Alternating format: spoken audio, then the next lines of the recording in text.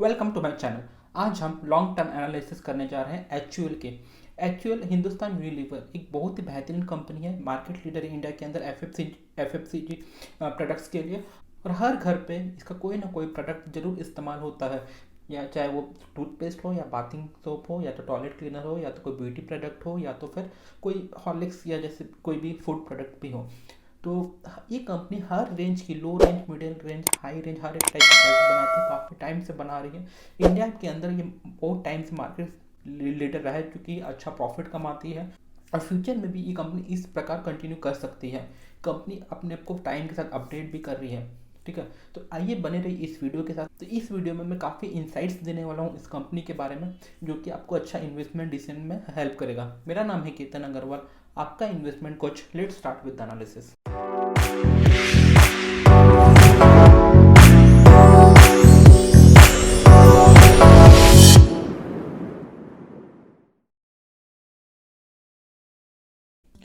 तो analysis start करने से पहले एक पॉइंट यहाँ पे मैं कवर करना चाहूँगा। मैंने अक्सर देखा इंडियन स्टॉक मार्केट के अंदर या तो ग्लोबल स्टॉक मार्केट के अंदर भी ये चीज़ एग्जिस्ट करता होगा।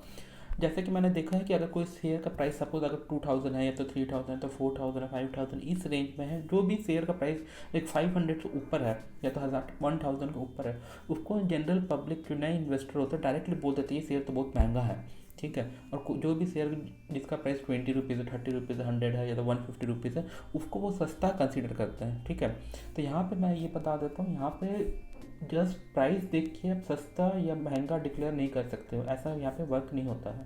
ठीक है, बेसिकली बहुत सारे लोगों का बेसिक कॉन्सेप्ट यहाँ पे क्लियर नहीं है। यहाँ पे मैं आपको एक चीज़ बताना चाहूँगा, यहाँ पे बेसिकली सस्ता मतलब यहाँ पे दो चीज़ होता है, एक सस्ता क्वालिटी का प्रोडक्ट खरीदना, दूसरा सस्ते दाम में खरीदना। ठीक है, तो जब भी हम कोई प्रोडक्ट खरीदते हैं, तो मोबाइल हो गया, लैपटॉप हो गया या तो कोई भी general goods day to day use के लिए कोई भी गुड्स खरीदते हैं, तो हमारा मोटिव सस्ता दाम में खरीदना होता है, सस्ता क्वालिटी खरीदना नहीं होता है। ठीक है, तो स्टॉक मार्केट में भी ये कॉन्सेप्ट एग्जिस्ट करता है, हमें सस्ता दाम में खरीदना है, सस्ता क्वालिटी नहीं खरीदना है, सस्ता क्वालिटी हमें नहीं चाहिए।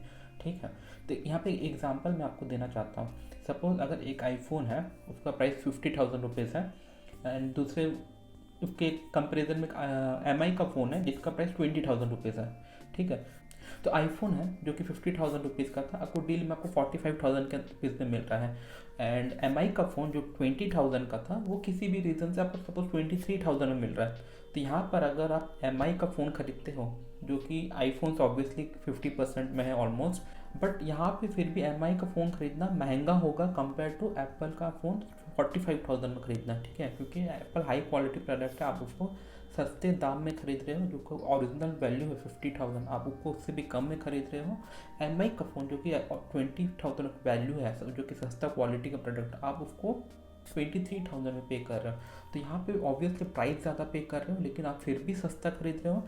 MI का फ़ोन के लिए आप प्राइस कम पे कर रहे हो, फिर भी आप महंगा खरीद रहे हो MI का फ़ोन। तो यहाँ पे ये कॉन्सेप्ट आपके दिमाग में अच्छे से आप बैठा लो, तभी स्टॉक मार्केट में सक्सेस हो पाओगे, नहीं तो कभी भी स्टॉक मार्केट के अंदर आप सक्सेस नहीं हो पाओगे। ठीक है, तो यहाँ पे हमें दिमाग में रखना, खाली हमें प्राइस कंपेयर नहीं करना, से हमें क्वालिटी भी कंपेयर करना जरूरी है। ठीक है, तब हम बोल सकते हैं कि हमने सस्ता खरीदा कि महंगा खरीदा। तो वीडियो में आगे बढ़ने से पहले मैं आपको रिक्वेस्ट करना चाहूँगा तो मेरे इस चैनल को सब्सक्राइब कर लें। मैं हर हफ्ते इस चैनल पर ऐसे स्टॉक मार्केट एनालिसिस के ऊपर वीडियो डालता हूँ, जहाँ पे मैं अपने पर्सनल ओपिनियन शेयर करता हूँ, एक नए स्टॉक के साथ आने की कोशिश करता हूँ, जहाँ पे आपको इस स्टॉक के बारे में काफ़ी जानकारी मिलेगी, अंदर अच्छे इन्फॉर्मेशन मिलेंगे जो कि आपको कहीं और नहीं मिलेगा। तो ये इन्फॉर्मेशन में कंपनी की जो फाइनेंशियल स्टेटमेंट्स होती हैं 1 साल 2 साल की, उसको पढ़ के कलेक्ट करता हूँ। जो भी क्वार्टर रिजल्ट आता है उसका भी जो ट्रांसक्रिप्ट रहता है उसको मैं पढ़ता हूँ, उसको मैं सुनता हूँ, उसके बाद मैं ये एनालिसिस के साथ आता हूँ। तो ये वीडियो में जो भी आप कम देखते हैं इन्फॉर्मेशन, वो काफ़ी ज़्यादा इन्फॉर्मेशन कलेक्ट करने के बाद ये प्रेजेंटेशन के साथ मैं आपके सामने आता हूँ। ठीक है, तो मेरे चैनल को सब्सक्राइब करें, मैं हर बार ऐसी नई कंपनी आपके सामने लेके आऊँगा जिससे कि आपका और आपके दोस्तों का अच्छा फ़ायदा हो सकता है। तो आगे बढ़ते हैं, वीडियो के साथ स्टार्ट करते हैं टेबल ऑफ कंटेंट से। तो इस वीडियो में मैं कवर करने वाला हूँ कंपनी की इंट्रोडक्शन, लाइक बेसिक कंपनी क्या करती है उसके बारे में आपको बताऊंगा मैं। मेजर हाइलाइट्स क्या थे FY21 को, वो मैं आपको कवर करने वाला हूँ। फाइनेंशियल हाइलाइट्स कैसे थी कंपनी की, स्ट्रैटेजिक फ्यूचर प्लान क्या है कंपनी को, वो मैं आपको बताने वाला हूँ। फाइनेंशियल एंड रेशियो कैसे है कंपनी की, टेक्निकल एनालिसिस हम करेंगे ताकि हमें ये पता चल जाए कि किस प्राइस रेंज में हमें इस कंपनी को परचेज करना चाहिए, या तो सपोर्ट कहाँ पे, इसका रेजिस्टेंस कहाँ पे, जो कि ताकि हम अच्छे प्राइस में इसको खरीद सकें। एंड लास्ट में स्टॉकोहॉलिक रिपोर्ट का जहाँ पे मैं अपनी पर्सनल ओपिनियन, पर्सनल व्यू आपके साथ शेयर करूँगा। तो स्टार्ट करते हैं इंट्रोडक्शन के साथ। इंडिया के अंदर ये पिछले 85 ईयर्स से बिजनेस कर रही है और इंडिया में ये सबसे लार्जेस्ट FMCG कंपनी है। So on any given day 9 out of 10 Indian house holds use HUL products. Like किसी भी दिन 10 में से 9 घर के अंदर HUL का प्रोडक्ट इस्तेमाल होता है। तो यहाँ पे ज़रूरी नहीं कि एक घर के अंदर एक ही प्रोडक्ट इस्तेमाल होता होगा, ऑब्वियसली हर घर पे HUL के मल्टीपल प्रोडक्ट्स इस्तेमाल होते हैं, जैसे कि मैंने पहले आपको बताया था इस वीडियो में।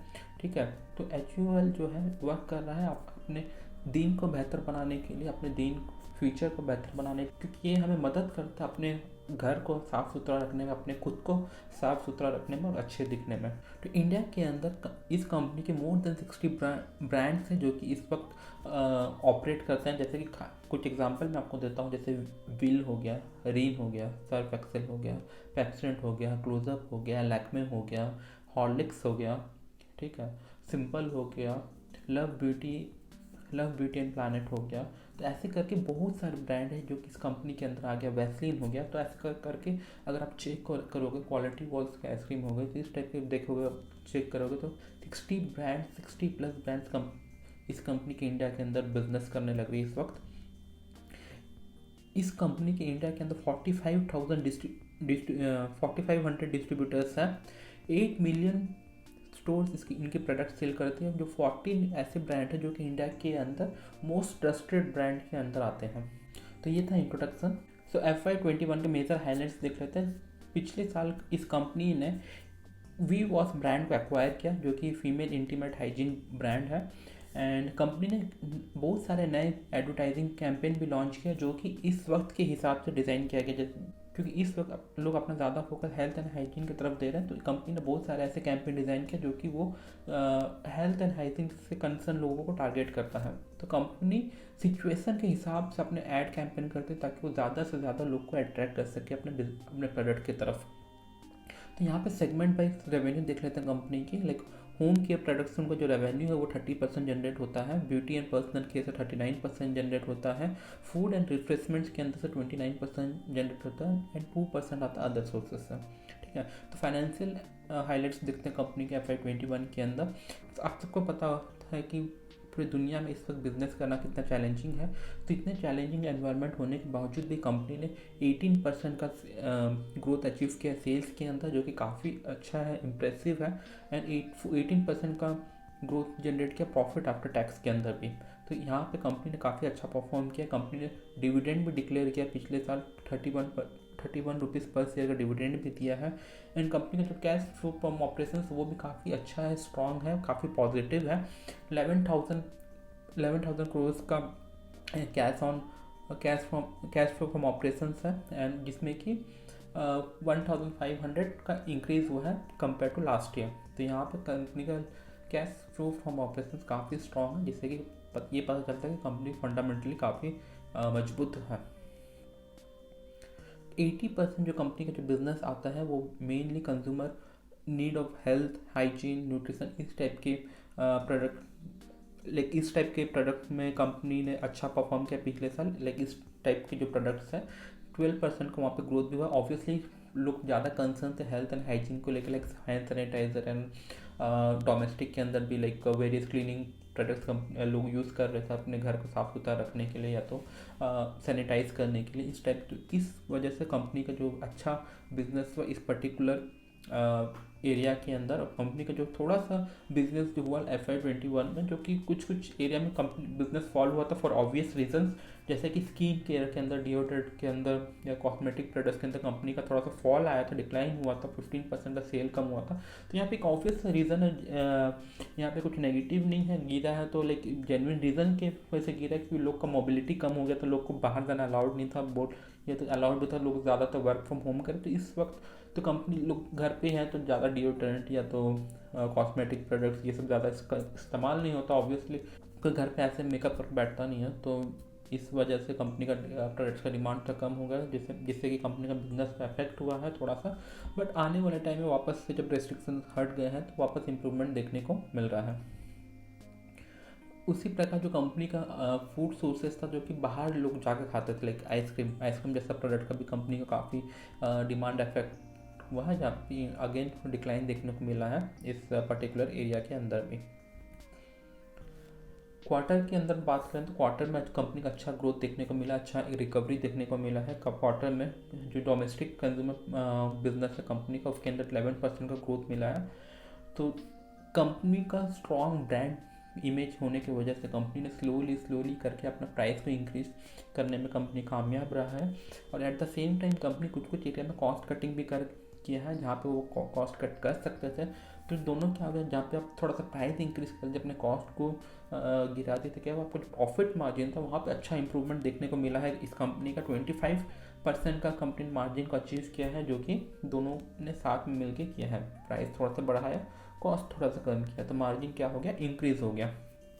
ठीक है, तो कंपनी इतनी अच्छी मार्जिन मेंटेन कर पाई है इस चैलेंजिंग एनवायरनमेंट में, जहाँ पे एक्चुअल में रॉ मटेरियल प्राइसेस काफ़ी बढ़ गए हैं, ट्रांसपोर्ट काफ़ी महंगा हो गया, पैकिंग मटेरियल के प्राइसेस काफ़ी महंगे हो गए, क्योंकि क्रूड ऑयल का प्राइसेस महंगा हो गया। तो पैकिंग मटेरियल के अंदर भी लाइक क्रूड ऑयल से ही पैकिंग मटेरियल का सामान, जो प्लास्टिक के जो सामान होता है उसी से वो बनता है। तो क्रूड ऑयल काफ़ी महंगा हो गया, दूसरे क्या होता है, ट्रांसपोर्ट भी महंगा हो जाता है।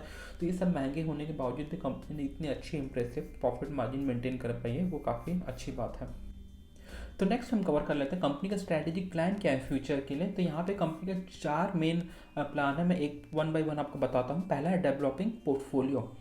तो कंपनी का जो पोर्टफोलियो प्रोडक्ट्स है, लाइक सपोज डव है, डव के अंदर बहुत सारे प्रोडक्ट्स आते हैं, लाइक स्किन केयर आता है, लाइक लोशन हो गया, या तो फेस वॉश हो गया, या तो फिर बाथिंग सोप हो गया, तो हेयर शैम्पू हो गया, या तो हेयर कंडीशनर हो गया, या तो फिर बॉडी का डिओड्रेंट हो गया। तो ऐसे करके काफ़ी प्रोडक्ट्स आते हैं। तो कंपनी क्या है ना, वैसे ही एक लाइफ बॉय एक ब्रांड हो गया, तो लक्स एक ब्रांड हो गया। लक्स के आप देखो तो ज़्यादा सामान नहीं आता, लक्स सिर्फ बाथिंग सोप ही आता और कुछ नहीं आता है ना।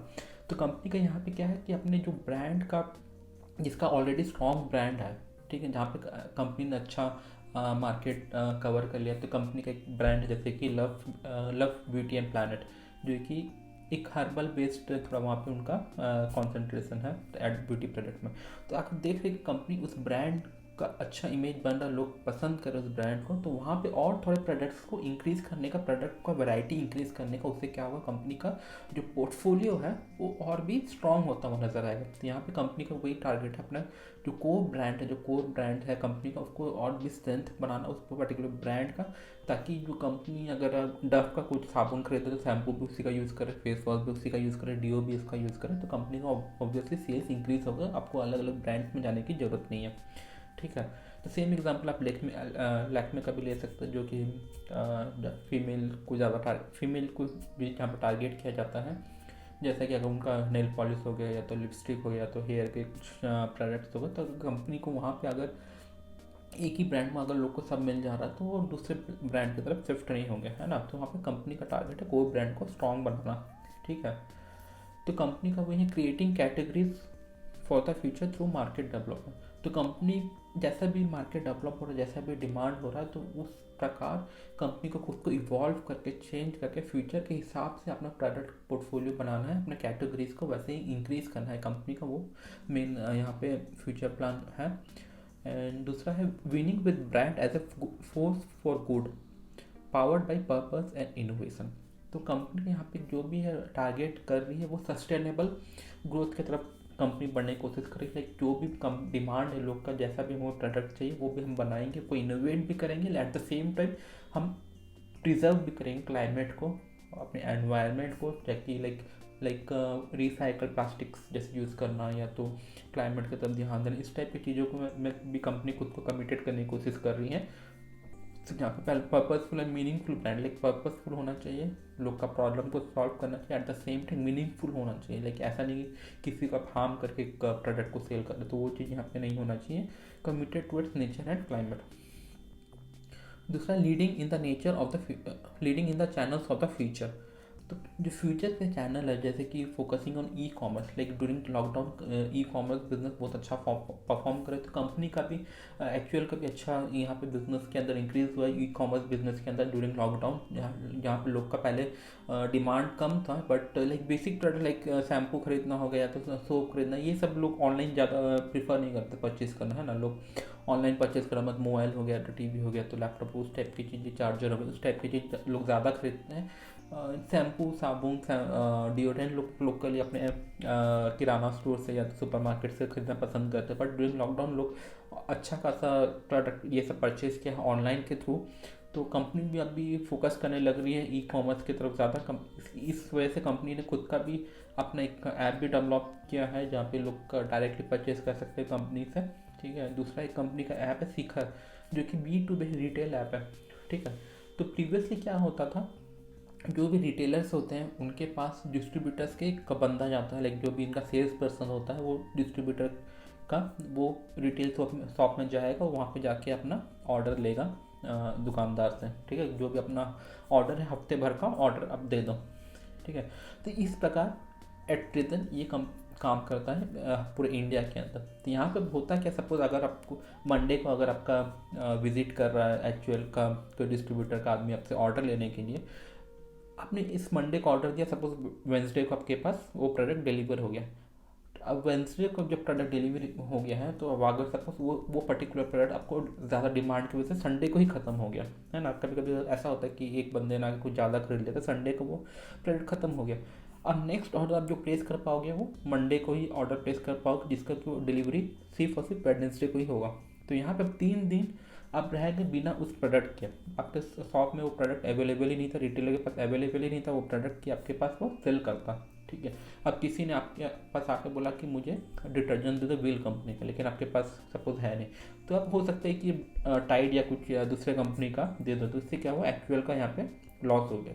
तो कंपनी इस एक ऐसा ऐप के थ्रू आया है, ऐप शिखर नाम है जिस ऐप का, जहाँ पर वो इमीडिएटली डेली ऑर्डर प्लेस कर सकते हैं इस ऐप के थ्रू, जो कि डिस्ट्रीब्यूटर के पास चले जाएगा ऑर्डर, और उसका डिलीवरी नेक्स्ट डे ही हो जाएगा इंस्टेड ऑफ 1 वीक वेट करने के लिए। तो यहाँ पे क्या होगा, जो अनटैप्ड बिजनेस था कंपनी का, जहाँ पे लोग कंपनी को लॉस हो रहा था अननेसेसरी, तो वो लॉस अब कंपनी को होना बंद हो जाएगा, रिटेलर के लिए भी आसान हो जाएगा और प्लस कंपनी के लिए भी फायदे बन जाएगा। तो कंपनी इसके अंदर बहुत अच्छा काम करने लगे, जो इसके ऊपर बहुत ध्यान दे रही है इस ऐप को, और ज़्यादा लाइक ज़्यादा से ज़्यादा लोग इस ऐप को यूज़ करें रिटेल मार्केट में, इन द सेंस रिटेल जो बिजनेसमैन होता है।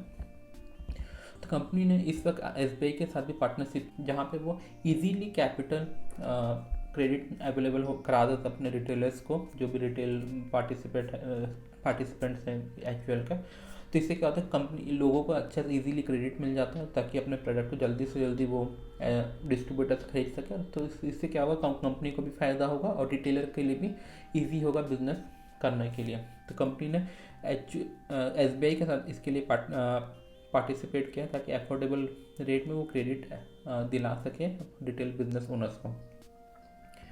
कंपनी का और एक टारगेट है जो फ्यूचर स्ट्रैटेजी, वो building differentiated structure and capability. तो कंपनी क्या कर रही है, बहुत डेटा ड्रिवन है अभी इस वक्त कंपनी। ऐसा नहीं है कि अपने खुद से अपने दिमाग में एक थॉट डाला है, इसके ऊपर अपने काम किया और अपने वो स्ट्रैटेजी मार्केट में लॉन्च कर दिया तो कोई प्रोडक्ट लॉन्च कर दिया। कंपनी अब ऐसा बिल्कुल भी नहीं करती है। कंपनी डेटा के ऊपर बिलीव करती है, डेटा कलेक्ट करती है, डेटा के हिसाब से अपने डिसीजंस को लेती है। तो कंपनी अब देख सकते हो, इंडिया जो मार्केट है, इंडिया एक कंट्री, बट इंडिया के अंदर बहुत सारे कल्चर, बहुत सारे बैकग्राउंड के लोग रहते हैं। ऐसा नहीं कि पूरा इंडिया के अंदर एक टाइप के लोग रहते हैं, एक कल्चर, एक बिलीफ सिस्टम के लोग रहते हैं, काफ़ी अलग अलग टाइप के लोग रहते हैं। तो इस कंपनी ने 15 ऐसा क्लस्टर ग्रुप आइडेंटिफाई किया, जो कि 15 टाइप्स के बोल सकते हैं कि कैटेगरीज के लोग हैं इंडिया के अंदर। और उसके लिए कंपनी ने टेलर स्ट्रैटेजी बनाया है ईच पर्टिकुलर ग्रुप के, ताकि कैसे हम उस ग्रुप को सेटिस्फाई कर सकें, किस प्राइस रेंज में हम उस प्रोडक्ट को किस क्वालिटी में रखेंगे तो वो पर्टिकुलर ग्रुप ये प्रोडक्ट को खरीद लेगा, ठीक है। इस टाइप की कंपनी स्ट्रैटेजी के ऊपर काम कर, एग्जांपल देता हूँ मैं आपको। जैसे कि सपोज शैम्पू हो गया। अब 1 लीटर का भी डव का शैम्पू आता है जो कि 450-500 का आता होगा। तो उसके बाद वो 500 में भी 500 के आसपास भी आता है, 100 के भी आसपास आ सकता है। 2 या 3 रुपए का छोटे छोटे सैचेट्स भी आते हैं जो कि जिसको कि ज़्यादा खरीदना नहीं, 400-500 रुपये खर्चा नहीं करना, तो 2 रुपये में वो खरीद सकता है। तो हो सकता है कि किसी के लिए टारगेट कोई 2 रुपये का सामान खरीद के सेटिस्फाई हो जाए और कोई 500 का सामान खरीद के सेटिस्फाई हो जाए। तो हर टाइप के लोग हैं, सब लोग 500 का नहीं खरीद सकते, सब लोग 2 रुपये का बार बार सामान नहीं खरीद सकते, सब है ना। तो अपने हिसाब से जो है लोग इंडिया के अंदर प्रोडक्ट खरीदना चाहते हैं, तो हाल क्योंकि अलग उनका फाइनेंशियल बैकग्राउंड अलग है, कल्चर अलग है, बिलीफ सिस्टम अलग है, तो उस हिसाब से प्रोडक्ट को बेचा जा रहा है। और कंपनी भी जो है अपना जो कोर बिजनेस है उसमें वो मोर भी और इंटेलिजेंट बनने की कोशिश करें through data, like data collect कर रही है, उससे कैसे उसको एनालाइज करके उसको उसके अंदर कुछ वैल्यू पैदा करने की कोशिश कर रही है उस डेटा से, ताकि कंपनी और भी अच्छा बिजनेस कर सके आने वाले टाइम में। तो कंपनी जो है अभी टाइम के साथ फॉरवर्ड मूव कर रही है। ऐसा नहीं कि कंपनी ने कोई स्ट्रैटेजी बनाया और लाइक बस हो गया और नहीं नया कुछ अपडेट नहीं करना, ऐसा नहीं। Company current scenario, current time के हिसाब से कैसा जनरेशन चला उस हिसाब से कंपनी आगे बढ़ने लग रही है, ठीक है। जैसे कि कंपनी ने अपने बिजनेस को एक्सपेंड किया ई कॉमर्स के अंदर, तो कंपनी का कॉन्सेप्ट है D2C, जहाँ पे डायरेक्ट टू कंज्यूमर्स का मतलब होता है। तो एक प्लेटफॉर्म जहाँ पे लोग कंपनी डायरेक्टली अपना प्रोडक्ट सेल कर सकती है कंज्यूमर को, तो यहाँ पे कोई डिस्ट्रीब्यूटर, कोई मिडिल मैन इन बिटवीन नहीं है। तो 4 ब्रांड कंपनी करंटली ऐसे करके सेल करने लग रही है करंटली, जैसे कि पहला है लैक्मे, दूसरा है सिंपल, तीसरा है लव ब्यूटी एंड प्लानेट, चौथा है डर्मोलॉजिका। तो ये 4 ब्रांड के सामान कंपनी डायरेक्टली अभी कंज्यूमर को बेचने लग रही है थ्रू अपने D2C बिजनेस चैनल के थ्रू। दूसरा है कंपनी डिजिटल बिजनेस भी कंपनी का जो है अच्छा इंप्रूवमेंट हुआ है कुछ पिछले साल के अंदर। पहले 10% बिजनेस हो रहा था डिजिटल के थ्रू, अभी 15% बिजनेस ग्रो होने लग रहा है डिजिटल के थ्रू, जो कि आप देख सकते हैं 50% का यहाँ पे ग्रोथ है डिजिटल बिजनेस में। तो कंपनी यहाँ पे 3 मेन प्लेटफॉर्म है कंपनी का जो कि इस डिजिटल बिजनेस के लिए यूज़ कर रही है। पहला है ई कॉमर्स के थ्रू, ठीक है। ई कॉमर्स के थ्रू मतलब जहाँ पे लोग अमेज़ोन या तो स्विगी हो गया, स्विगी के थ्रू, जोमेटो थ्रू वो आइसक्रीम सेल करने लग रहा है, ठीक है। या तो अमेज़ोन हो गया, या तो फिर फ्लिपकार्ट हो गया, या तो और भी कोई ऑनलाइन प्लेटफॉर्म हो सकते हैं, ठीक है। या तो फिर नॉर्मल आजकल बहुत सारे लोकल फूड डिलीवरी ब्रांड्स है, लाइक ग्रोसरी डिलीवरी ब्रांड्स है, लाइक ग्रोफर्स हो गया, बिग बास्केट हो गया, इस टाइप की कंपनी बहुत सारे हैं। और कंपनी D2C जो है एक मॉडल जहाँ पर डायरेक्ट टू कंज्यूमर, तो वहाँ पे कंपनी का एक ऐप है कॉल्ड यूशॉप में आप डायरेक्टली परचेज कर सकते हैं कंपनी का जो भी प्रोडक्ट आपको परचेज करना, तो यहाँ पर डायरेक्ट आपको प्रोडक्ट मिल जाता है, कोई दूसरे प्लेटफॉर्म के थ्रू जाने की ज़रूरत नहीं है। तीसरा है सीकर ऐप, जो मैंने आपको अभी बताया था, जो कि रिटेलर्स के लिए है, कंज्यूमर्स के लिए नहीं है, वो B2B के लिए, जहाँ पे वो रिटेलर अपने परचेज कर सकते हैं कंपनी से, डिस्ट्रीब्यूटर से डायरेक्टली, जो कि टाइम सेविंग है और कन्वीनियंट है for retailers as well as for the company. तो स्टार्ट करते हैं कंपनी के फाइनेंशियल से। तो सबसे पहले यहाँ पर हम देख लेते हैं quarter profit and loss statement. यहाँ पे आप देख सकते हैं सितंबर 2020 का से लेके सितंबर 2021 तक का नंबर से मैंने यहाँ पे ग्राफ में डाल रखा है।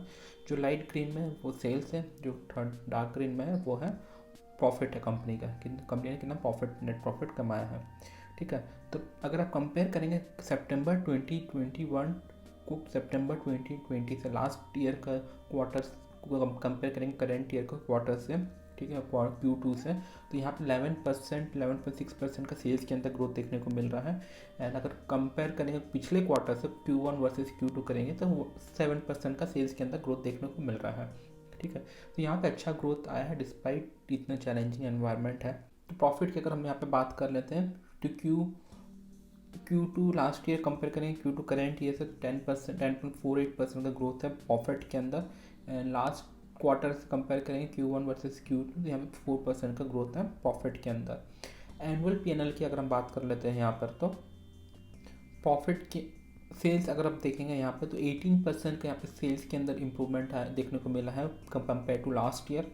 एंड प्रॉफिट के अंदर भी 18.47% का ग्रोथ देखने को मिला है कंपेयर टू लास्ट ईयर, ठीक है।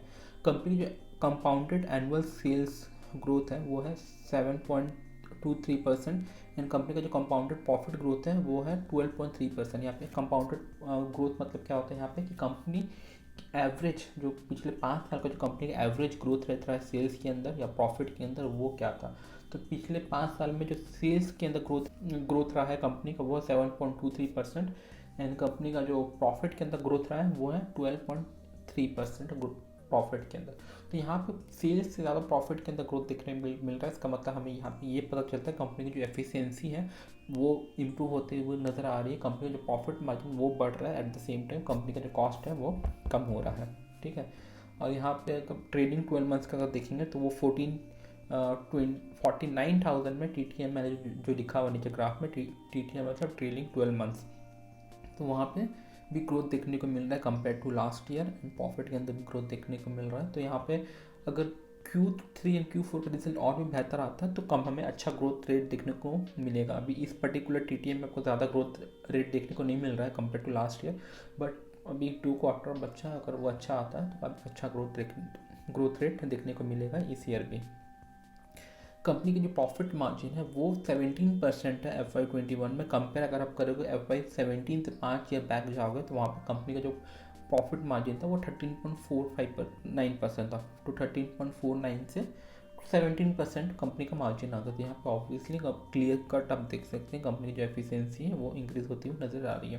तो यहाँ पे की रेशियोज को कवर कर लेते हैं। कंपनी जो नेट प्रॉफिट मार्जिन 17% का, रिटर्न ऑन इक्विटी अराउंड 30% का रिटर्न ऑन इक्विटी है। करंट पी जो कंपनी का काफ़ी हाई है 63 अगर आप बात करेंगे, बट अगर इंडस्ट्री के अंदर देखेंगे तो इंडस्ट्री के अंदर स्टैंडर्ड है, ये ज़्यादा नहीं है। कंपनी की इस पर्टिकुलर खुद की कंपनी की जो मीडियन पी वो 67.8 है, यानी कि 68 पकड़ लेते हैं। तो यहाँ से कंपनी जो करेंटली जो ट्रेड होने लग रही है इंडिया के अंदर, वो कंपनी का प्राइस मीडियन पी से नीचे ही ट्रेड हो रहा है। तो यहाँ पे अच्छी बात है, ये अपॉर्चुनिटी है एक टाइप का बोल सकते हैं। ठीक है। क्योंकि कंपनी की जो हाई साइड है वो 78-80 तक भी कंपनी का पी ट्रेड होता है, बट अभी एट करेंट 63 पी में ये कंपनी ट्रेड होने लगता है। कंपनी का जो बुक वैल्यू वो 204 रुपीज़ है आज के दिन। तो चलिए यहाँ पे जल्दी से हम एक टेक्निकल एनालिसिस कर लेते हैं HUL की। तो यहाँ पे आप देख सकते हैं, ये मैंने ऑलरेडी लाइन ड्रॉ करके रखा है यहाँ पे।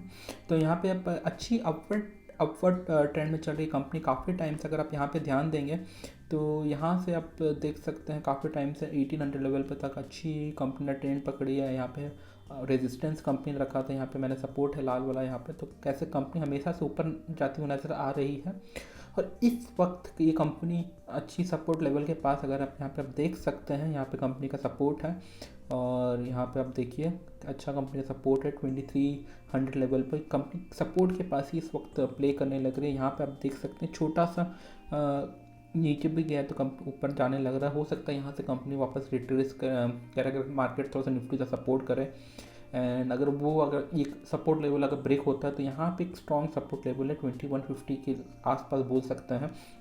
तो यहाँ पे भी एक अच्छा सपोर्ट लेवल है। सपोज अगर आप इस 2300 प्राइस लेवल पर एंटर करते हैं, मार्केट नीचे गिरता है तो आपकी नेक्स्ट एंट्री 2150 के आसपास ही होना चाहिए, उससे पहले नहीं होनी चाहिए।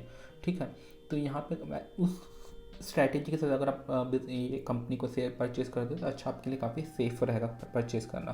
एंड ऊपर जा रहा तो आप ले सकते हैं अगर मार्केट सिचुएशन भी ठीक होता वो नज़र आ रहा है तब। ठीक है। तो यहाँ पे देख सकते हैं अच्छा यहाँ पे बाय अपॉर्चुनिटी टेक्निकली भी नज़र आ रहा है।